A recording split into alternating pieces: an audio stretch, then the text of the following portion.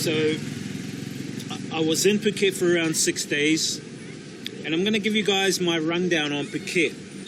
This is my rundown on what I think of Phuket. I'm going to give you guys some pluses and some minuses.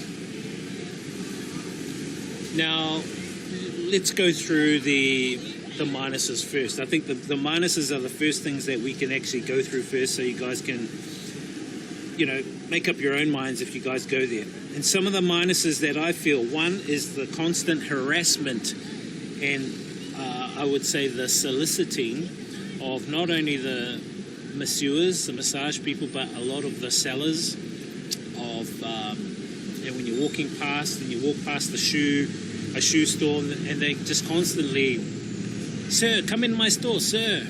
Or food, go past a food store, they go, "Sir, come in my store, come, I have food for you." Or, you know, a tailor, you walk past a tailor and they go, "Sir, I have suit for you, especially for your size." It just gets really annoying, and just the constant harassing, to the point where sometimes you just want to say, "Please shut the fuck up and leave me alone." You know, I actually said that once in one place, I think it was in Cambodia. I just said, "Shut the fuck up and leave me alone. I just want to walk around, do my own thing. I don't want any of your shit." That's what I actually said. And they're kind of like, okay. And then I thought, I shouldn't have been that harsh, but that's how much, like, they drive you nuts. They drive you fucking crazy because of that. The next thing is the overpricing. So the overpricing on things in Phuket is way up. As you saw here, their pancake was 25 baht, which is around $1 New Zealand. In Phuket, the minimum is 60 baht, so $3. So it's 3 times as much. Normally it's 80 baht, so it's 4 times as much. Why is it 4 times as much? I have no idea. Things like renting a motorbike is expensive as well. You're looking at 400 baht to rent a motorbike. They don't they don't rent the Honda Waves, because the Honda Waves actually get rented out cheaper for around 100, 150 baht. They want you to get the automatic, the bigger ones, so that it's more economical for them to make money off you, which I think is really BS. The overpricing is ridiculous. I actually had to end up going to Big C and buying me shopping and cooking my own food, because one, some of the food they cook don't have the nutrients I need.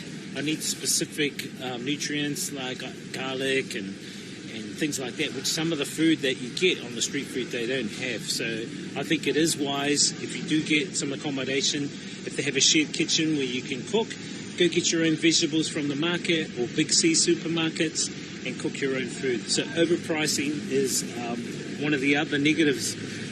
Another negative is the cunning and shrewdness of the agents there. And how the agents work is like this. They all kind of work together. They have their own system where obviously they put their own price on top of the original price. So example, to get a bus from Phuket all the way here to Suratani is 200 baht.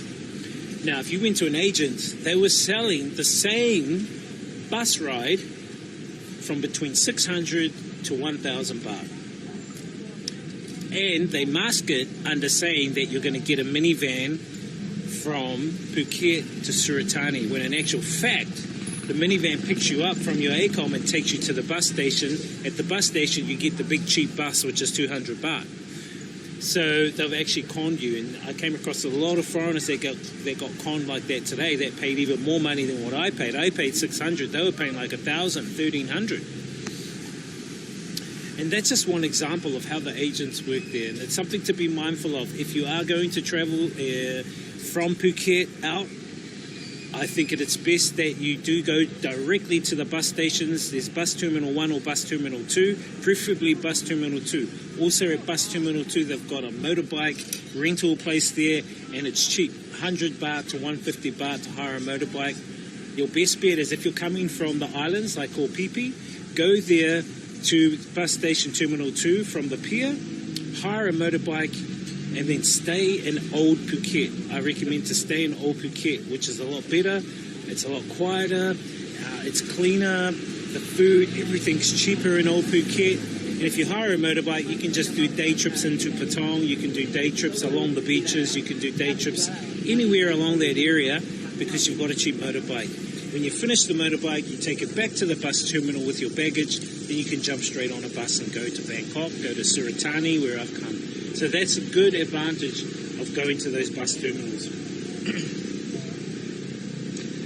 I think the major thing for me there was seeing the amount of soliciting for sex, not only by LBs but a lot of the local women there too, and how they were enticing people. You'll see on Bangla Road after midnight, they'll all stand along the sides of Bangla Road. You walk down Bangla Road, they'll be grabbing your hand. Sir, come with me, me cheap, 500 baht, me cheap, 1,000 baht. The cheapest that I actually asked, how much an hour? And they said 1 hour, 1,000 baht. So I think that was the cheapest that I got from one person. I was just finding out the pricing. 1,500 baht was another one for an hour. I think 1,000 baht is around $46 New Zealand. That's for 1 hour to have some fondling, tickling, whatever. And that doesn't matter whether it's an LB or not. Most of the LBs are all transgender changed anyway. You wouldn't even know. Some of them I couldn't even distinguish if they were or weren't, because they even take out the apple, the Adam's apple they have. So it's really difficult. But yeah, I do think that Phuket is more of a sex haven than anything else, and a lot of the tourists go there for that, which is weird. But hey, it is what it is. And I would say overall, Phuket is just a massive tourist trap, money grab, just to grab money.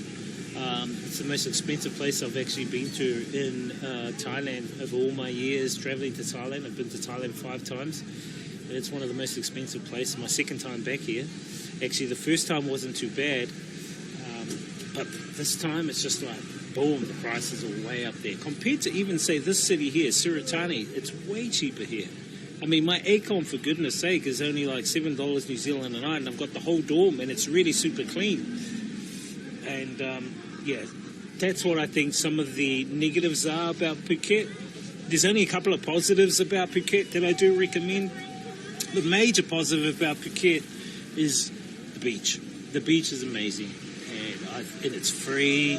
You can go there, but be careful of all the people that are jet skiing there, because if you're not too careful, if you're swimming around those jet skis, especially noob drivers of the jet skis, they can run you over. So it's best to swim in. They've got like it all roped off. Swim in the roped area, because the jet skis can't go in the roped area. That's where people mainly swim. So I think, to me, the main attraction for me was the beach. The beach was fantastic. Good to dip my feet in and whatever.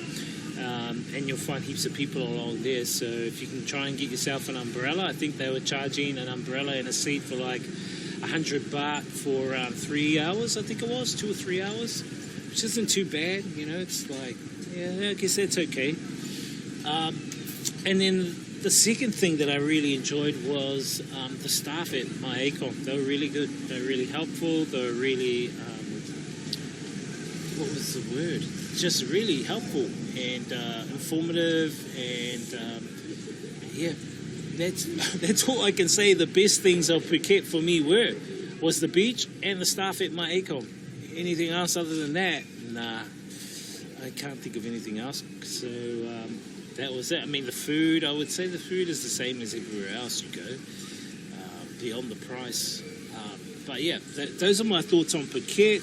And there is one tip that I can give you. If you are flying into Phuket, you can actually get the Smart Bus. It's called the Phuket Smart Bus, and it takes you from Phuket Airport all the way in to Bangla Road area, down through to Jung Silon, the shopping mall where I went to go and see the movie.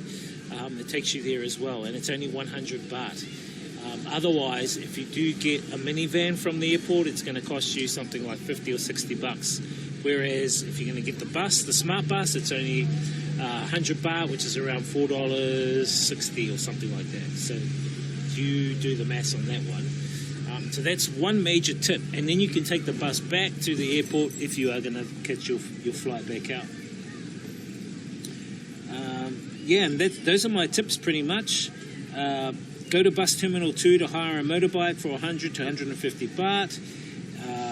And then go and stay around Old Phuket Town, because Bus Terminal 2 is in Old Phuket Town. Stay around there. It's cheaper to stay around there, live around there, a lot quieter. Just hire the motorbike and then you can go and check out Patong. That's my recommendations for Phuket. Out of 10 kinners, I think I'll give Phuket about 3 kinners out of 10. That's my honest thoughts about Phuket. 3 kinners out of 10. So unfortunately, it doesn't meet the kinner meter. So what that means is that it sucks. Anyway, we're going to leave that at that.